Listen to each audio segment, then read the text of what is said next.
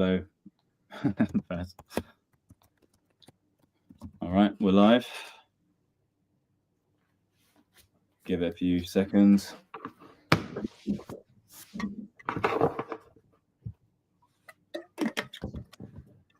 Let's begin. All right. Hello, everyone, and thank you so much for joining this event with myself and Callum. It is all to do with how to future-proof your talent and hiring. Now, just 60 seconds on us. If you don't know who Calyptus is, we began as a tech recruitment agency. It's actually our 3-year anniversary in 3 days, so big celebration for that. And we're a team of 15 based here in London. And over that time frame, we decided to reinvest every penny that we had into building a solution that could solve our biggest heartache. And that was trying to review over 10,000 candidate applications every single week. And so we built something, and it is a new type of platform, not only that screens multiple layers deeper than, LinkedIn Recruiter, but also 100% of your screening can be done through the platform as well. You put in your job, we will then automatically pull in matches from the likes of ads, email, and our internal database. And every single candidate has been interviewed for 10 to 20 minutes, meaning that we have so much data around their cultural fit, around their communication, importantly, AI fluency, and candidates love the platform because we put them forward to therefore dozens of jobs as well, not just yours if it doesn't make a fit. And so we have this platform as hundreds of employers now between Chainlink, Circle, and Raft AI who are using us, and would love to know if you want to join. Well, we can give you a demo. Dropping my Candy link in the chat for anyone to book some time. All right. On with the show, and we are very excited to have you all here. This is a fireside chat in which we're going to go through our hiring report we put out very, very recently. It is our Q3 report. Big shout out to Nishant, who's actually in the background running this call for us, and also Sahir Mansar, our AI marketing lead and head of AI research, respectively. This report pulled in 85,000 jobs globally and 104 different data sources. So a huge amount of data on what's happening globally. And myself and Callum are going to be running through some of just the key insights that you can take away to help understand how to future-proof your talent and your hiring processes. Cool. The key topics we're going to be covering, just getting a sense of the job market currently. So jobs, industry changes, employment rates, where are we seeing interesting trends? Then moving into the most popular HR and recruitment tools. So how we can future-proof some of your hiring, the tools that are most popular today, AI or otherwise. What does future-proof talent look like today? If we have any candidates on the call as well, understanding how you can think about future-proofing yourself and being more employable. And lastly, how to stay competitive in the war for talent, which Callum will be covering at the very end. All right. Well, finally, we'll do some predictions for 2026. So we'll have our 2 predictions. And if you guys, have any yourself, please join in. Yeah, we'd love to hear them. If you have questions at all throughout, pop them in the chat. We'll do our best to get to them. So yeah, let's get going. Dan, perhaps you can kick us off. Tell us about the hiring trends that this report highlights. Let's start off with the US. The US tech is down. We saw over 16,000 job layoffs happening last quarter. If you look at the NASDAQ as well, there's about 10% drop in terms of overall index price. There is a very clear kind of relationship there in terms of correlation. I think for a lot of HR professionals, they saw a huge potential to be taking advantage of this. Some incredibly talented US tech professionals that you could be hiring at the moment. And in terms of AI was actually kind of the contrary opinion. AI is up 334% since pre-pandemic levels in terms of number of jobs that are going out. So if you look at, if we take NVIDIA as more of a proxy, if we're going to base against kind of the NASDAQ, Nvidia is still up 10% in the last quarter. So you can almost take that as a sense of AI is still growing, but it is starting to meet its peak. And I know there's a lot of tremors at the moment in terms of what's going to happen next. But last quarter, it kept on growing. This next quarter is going to be very, very interesting. In terms of the US positives, healthcare and the education sector seem to have their moment. It was very interesting that if tech jobs are going down 16,000, there were 31,000 brand new healthcare roles. So that's huge in terms of kind of the overall net changes. Education jobs also increased. There was a big increase in ed tech investment. So a lot of this coming from tailwinds with AI innovation. Duolingo, for example, is like one of the largest consumers of OpenAI tokens. They released their top 20 list. They have over 100 million monthly active users. As of this year. So it's the amount of ed tech that's being changed now at the moment, as well as healthcare, is really interesting. I think moving into the likes of developing regions, India has an explosive demand for AI roles and not enough talent there.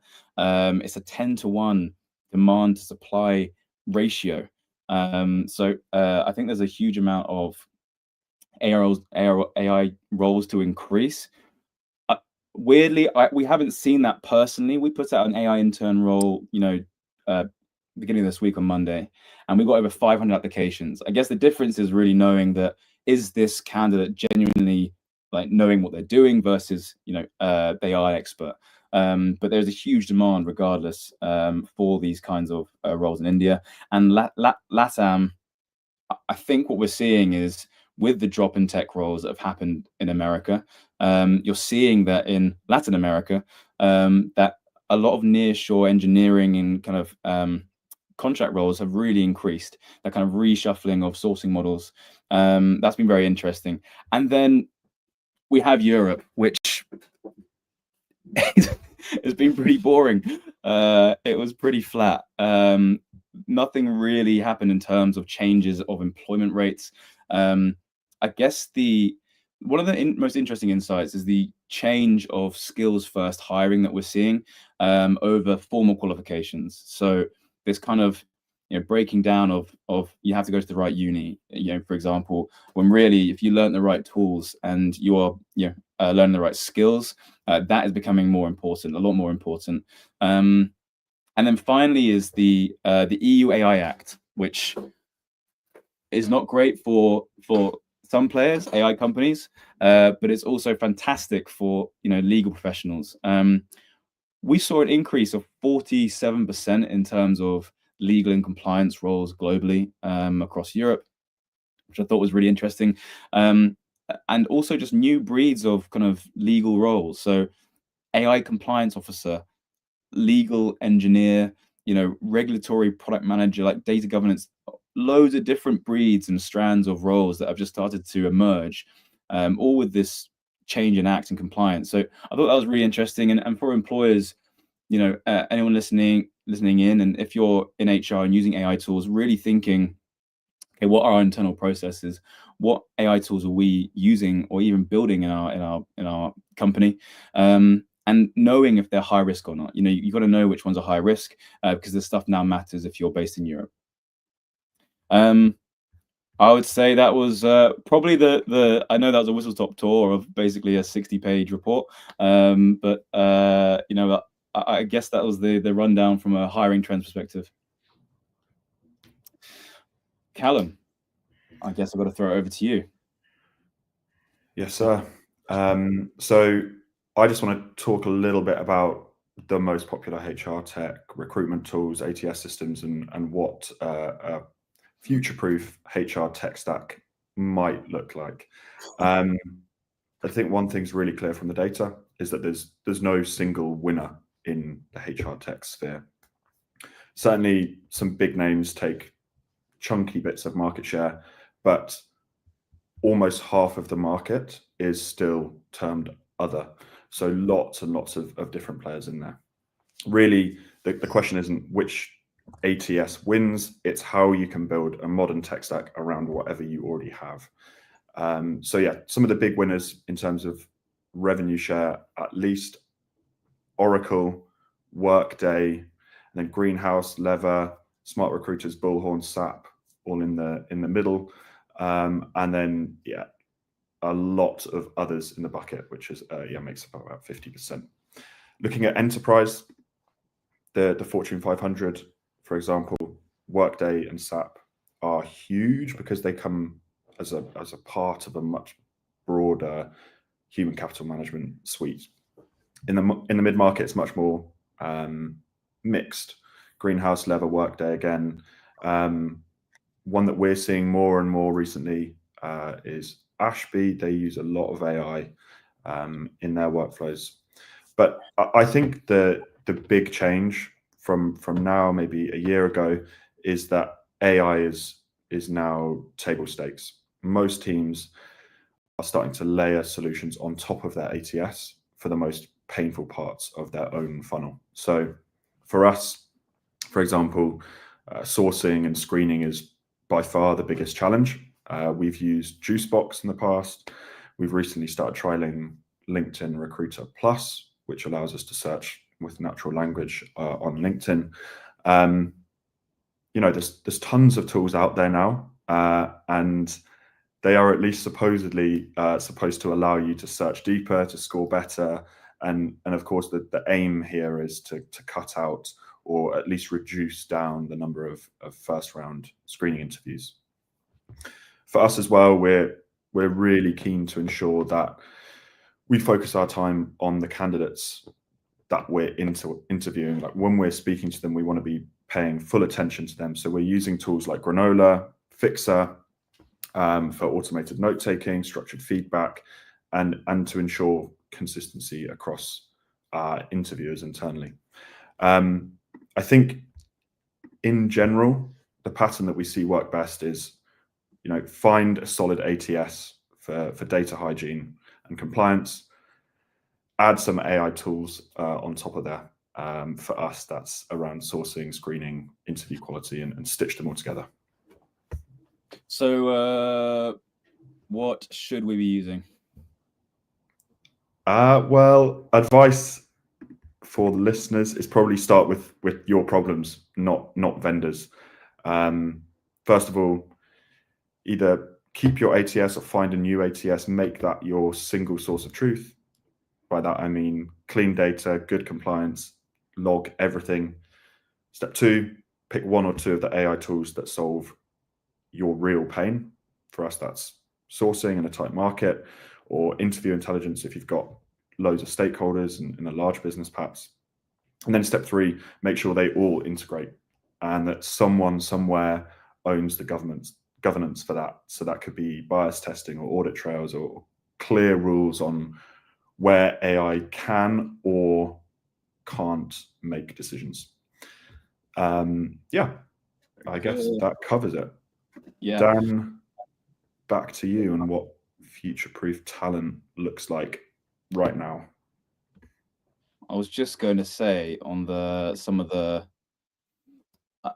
we did a talk obviously a month ago, and one of our kind of friends, Joe Atkinson, who is head of AI and automation at Seed, did a like for like comparison of Juicebox with LinkedIn Recruiter. It was very interesting to see that kind of Juicebox is at this point where it is still better than LinkedIn Recruiter AI. So it still feels like it's at a better place than LinkedIn Recruiter AI.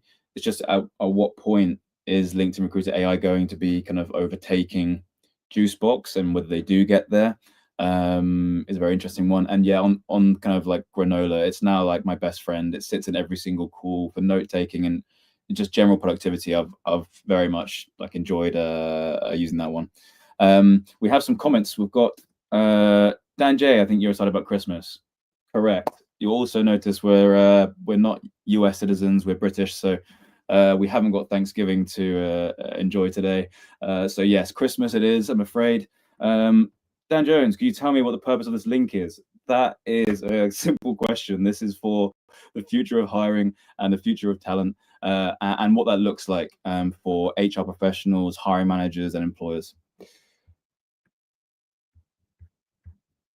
and we're just about to cover future of the future-proof talent kind of spectrum. So just thinking about this and the report, like, it's very clear that cultural fit and communication are always going to be very, very important. Like, number one things that you could lose out an interview at first stages is communication. You know, you haven't been able to sell yourself properly, or you're not clear enough on the impact you create, or, you know, the cultural fit being, you know, perhaps you've been in enterprise for too long and now you want to be in a startup. It's difficult to know that you can juggle many different hats. I guess what was so interesting about the last quarter is because of AI and the amount of tools that are now being produced, it is becoming kind of very obvious that it's around learning agility. Learning agility is something which, you know, how quickly you can adapt with the rate of change, you know, as tools are coming out and better tools and ways to be more productive. We had a call with Microsoft AI only 2 weeks ago, and his take of where testing will go is, you know, on an interview, we'll have an assessment, and that assessment is, we have certain tools that we use at our company, you know, Microsoft AI. Here are our tools. Pick them up and build this task in front of us in the next half an hour. That is a new way of doing tests versus, you know, JavaScript. Okay, we'll build this thing. It's more now, how can you quickly pick up certain tools and just create things to achieve a certain amount of impact? Learning agility tests. I think that's going to be really exciting moving forward. Curiosity. I think curiosity is such an amazing trait to be looking out for any kind of candidate. I think that's been pretty ubiquitous across different quarters, but I would say that's still very important. And just being open to exploring new types of working, new types of tools.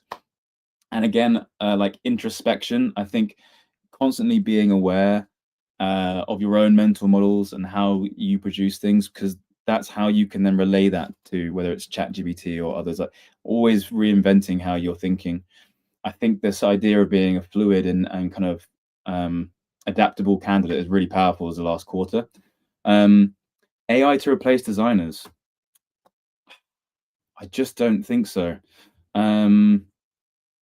My take, you know, we have an incredible designer that works at Calyptus. Her name's Sasha, and she doesn't use AI. And as much as, you know, you could maybe try with, I don't know, the likes of Lovable or others, it just misses the details. It misses a lot of what it takes to be a creative.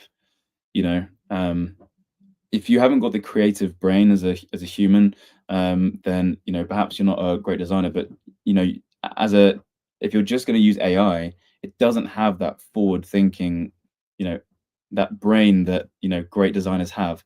I wouldn't think that AI would ever replace. I think it would definitely just be augmenting great creatives, and that really for me is where we on design. I don't know if you have a take here, Cal. Yeah, my thoughts are, for such creative roles, I think they need a human touch. I think, to be honest, most roles will need a human touch. Moving forwards, lots of the boring parts of most roles will likely be automated, and certainly the repetitive parts. But I think most of being a designer is down to your own creative flair, and if it ever gets there, I think it'll be a long time before AI is promptable to do that. I think what's interesting is that we're seeing a consolidation of the marketing function. It's not like AI is going to replace designers, but marketing individuals now, if you want to call them orchestrators or engineers, you know, marketers are now able to use AI and automation to run a lot of different functions now that can make them a lot more productive. I spoke to a lady that worked at a HRtech company. She was the only person who ran the whole 1 million marketing budget for a 40-person team. And it was just her, and she executed everything. So, you know, it's not to say that AI is going to replace. I do think that, you know, marketing people are going to get more and more equipped at using great skills and taking on a lot. Designers, though, are it's slightly different because you're then producing this visually. It's almost you have to work with the marketing team to get a lot of that creative essence out. So I see consolidation. I don't see replacement. That's definitely, I think, a trend. So I guess that on the flip side of it is also knowing when not to use AI. I think there's been such an excitement for really, really prolonged excitement for the last 2 or 3 years, and maybe asking just the question in an interview, tell me about a time when you chose not to use an AI tool and why. Often, whether it was for design or using that creative ability, knowing that you can think for yourself. I think there is a worry today that people are getting over reliant on almost having a surrogate brain that helps them make decisions. But I think for top salespeople, they're using tools like Clay, like Zapier, ChatGPT, instantly. Pairing up with like Apollo. That's quite a classic route. Clay is probably the more forward thinking at the moment. Marketing people using tools like Claude, HubSpot automation, VO, Midjourney, Figma, and then on the tech side of things, tools like Cursor, Windsurf, NA10, all these really amazing AI automation tools that are speeding up the ability to code and build automated flows. And then lastly, I would just talk about what talent looks like, but also just what job titles look like, because there's a change. Like GTM engineers, go-to-market engineers, they're up 205% since last year. So, this is, in many ways, it's just a changing of name. I'm sure it's more of a technical salesperson, but there are these roles that are now developing. And interestingly, my friend told me about him applying. He's in law and he's applying to a legal engineer role. So we now have people in law that are even now, and what that means is you internally consult the law firm on what technologies to use and implement, which I thought was really interesting. So I think we're seeing this kind of influx of new types of roles across the board, and that's kind of a very interesting thing to see across the whole quarter. What do you think about vibe coding and traditional coding? Callum, do you have a take? I think it's great for spinning up MVPs or kind of going from an idea to something that is at least somewhat workable. I think vibe coding in general is not going to enter any enterprises anytime soon. There's just too many checks and balances needed. But yeah, I think it's a very cool way for people to explore new ideas quickly and get internal buy-in from the people that matter, perhaps. Yeah, I mean, there's so much more to just building a front-facing UI user interface and then believing that that's that. There has to be some sort of security. There has to have back-end integration. It has to work properly. All of that stuff. If vibe coding was the that really that 1% on top, that 5% on top, the rest of it comes down to how it then integrates with the rest of your whole platform, and making sure that it's truly secure. And so vibe coding in itself as a name is also just it's meant to be almost a bit kind of like flippant and kind of a little bit kind of undefined, and it is that way, I guess, and that's why it's interesting for just like creating a few designs quickly and being able to show people and iterate fast. I don't know if you saw, I mean, it's all over LinkedIn and Twitter, but Gamma, they reached 100 million in ARR. They're taking down kind of Microsoft PowerPoint.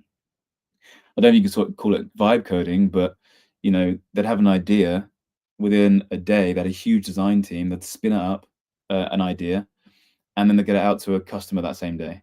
Can they say that is truly secure in that moment? Well, they might have used Vercel or something else to give it a go. So, I think vibe coding in itself has a lot of power in just being so fast to increase that feedback loop. But when it comes to really long-term building, you can't rely on vibe coding. You need to have traditional credit coding to bake it in. Cool. I mean, that's probably what we're seeing in terms of future-proofing talent. Callum, I have a question for you. Do you have any tips for any hiring managers at the moment on how to stay competitive and win the war on talent? Possibly. The report does. So I'll just relay what I've learned from the report. I think there's three core ways that I certainly understood from the report that allow you to stay competitive and win that war. First of all, shift from volume hiring into precision hiring. So what we've seen is that the companies that are doing the best right now, they aren't playing the more roles, more candidates game. They are being really selective about what they're hiring for at all times. There's a few ways you can do that. Prioritize mission critical roles. Our analysis suggests that AI, ops, compliance are those roles right now, but for you, it could be anything really. Most likely, they are tied in some way back to revenue. You can also use the current market, which is somewhat tumultuous, to upgrade on quality, not just add headcount. There's all sorts of signals out there. You could track your competitors' job postings. You could build a layoff tracker. And once you have those signals, the important thing is to react really quickly to them. Don't wait around for 3 or 4 weeks. Act in 24, 48 hours, and that will put you in a great position. The second thing is winning on speed, not just salary. That is not to say that salaries don't matter, but where we see offers won really consistently as fast, clear, respectful processes. What the report says is that it takes roughly 41 days for a hire to be made. If you can collapse that down by 20%, you're winning. One of the really interesting things that we learn is that teams that lean into using like recruiting AI tools are about 50% faster. The other thing is AI. Yeah, AI, it's really, really good at killing bottlenecks. We see it internally in our own hiring. We also see it when we're supporting our clients with their hiring, but you can use it for scheduling, top of funnel screening, writing personalized outreach, summarizing interviews. So all in all, decisions aren't just dragging on and on and on for weeks. The third piece I think is really important. Treat retention as part of hiring. The report goes into a lot of depth here, so I'm going to give like the 30-second overview. But generally, the cost of replacing someone is often much more than a yearly salary. For highly sought after roles, for example, we zero in on a senior AI engineer in the report. It can cost up to 200% of their salary once you take into consideration search, onboarding, the lost roadmap. So really a huge increase in cost there. So yeah, the companies that we are seeing winning aren't just opening more roles, they're reducing the number of roles that they need to hire, but keeping the right people. They're investing in AI upskilling, internal mobility, and really clear comms internally about how AI is going to be used. It means that you can become a bit more attractive to new candidates, and you're less likely to lose the great candidates that you've already fought to hire.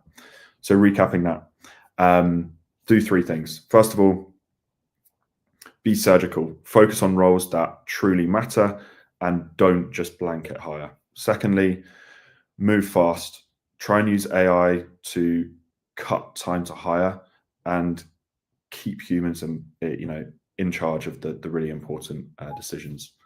And then finally, treat retention as part of hiring. So invest in upskilling and internal mobility so you aren't just constantly refilling the same roles. I think that if you get all of those right, you are likely in a much stronger position going into 2026.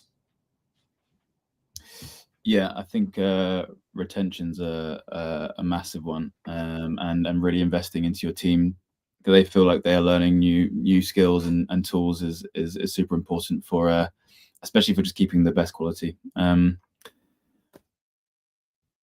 Great. I mean, we had one last question in response to vibe coding, traditional coding. Yes, I mean, when it comes to the likes of learning machine learning, I mean, it's slightly different to AI, but yes, I think if you wanted to actually become a machine learning engineer, you won't be able to do that from just vibe coding.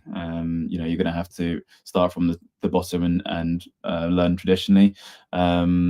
You know, but it's a very, very high demand role. So if you get it right, that's incredible. Okay, well, on to some I recently had an interview with Calyptus. This was a good experience. Thanks, Mishra. I appreciate that. You know, the AI side of the platform it's only been live since August, so we're trying our best to make it as fluid as possible, and making sure that you just do one interview and we put you forward to, you know, a dozen different roles. So appreciate that. Any more feedback, guys, let us know, because that's really helpful. Do I have any chance of hiring as an intern in Calyptus? So what prerequisites for it? We are hiring for an AI intern at the moment. Send us your CV afterwards and we can check it out. Cool. Let's go on to the last bit. I know we've slightly run over, so let's try and go through these predictions. Okay, so predictions for 2026. I believe there's going to be a bit of a downfall of LinkedIn job ads, and I think there is going to be a rise of the pairing of AI platforms, hiring platforms, and ATS systems. You know, that really what's happening now, you're seeing lots of different companies, whether it's us, whether it's Jack and Jill, whether it's kind of like Mercor, you know, where you're able to pair up now around the outside of LinkedIn, candidates and employers. You're able to scrape ATSs. You're able to, you know, see all of the jobs that are on them publicly, and therefore, if you can do that and you can kind of mass evaluate them, you can then start pairing them up with candidates. I think because of this happening, these large ATS systems that have these jobs public, whether it's Greenhouse, whether it's, you know, Ashby, whether it's, you know, others, you know, you can now build these systems that don't have to rely on LinkedIn job ads. You can use AI platforms that find those jobs directly from the companies that are posting them just on their career pages. So that's one of my first predictions. I think there's going to be a reduction in LinkedIn job ad reliance and an increase in AI platform usage. And then lastly, I think there's going to be a rise of enterprise AI adoption.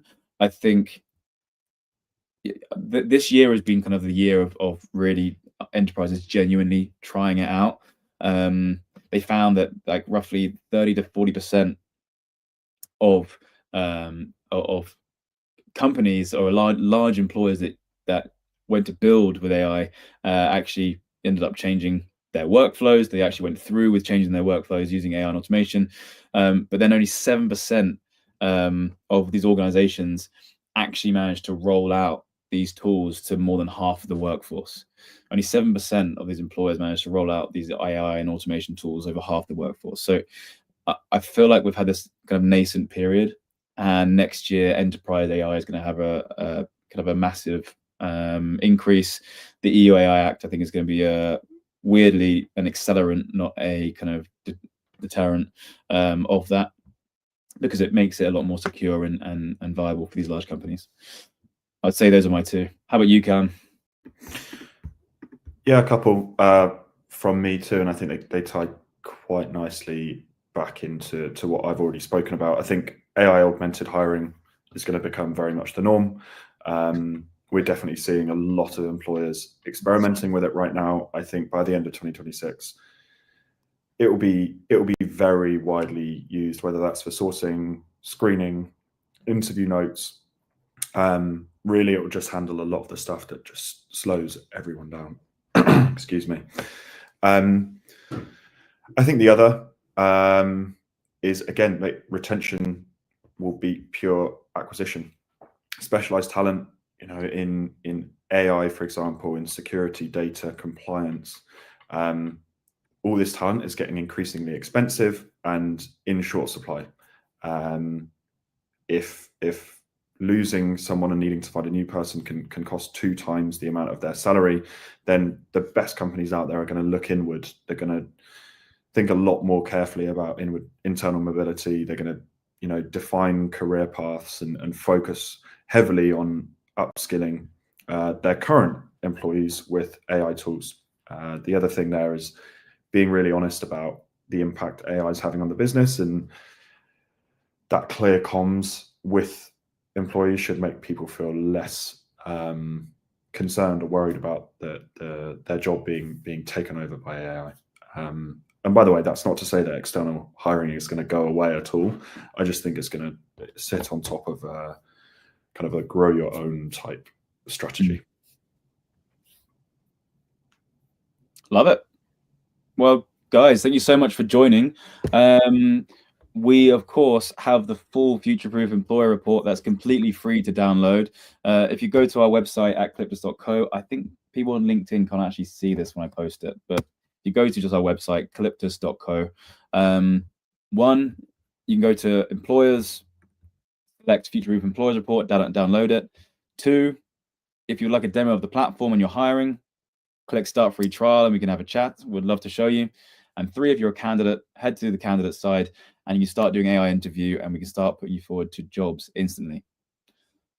That's it. Thank you so much for joining. And yeah, we'll see you in the next one. All the best. Thanks, everyone. See you.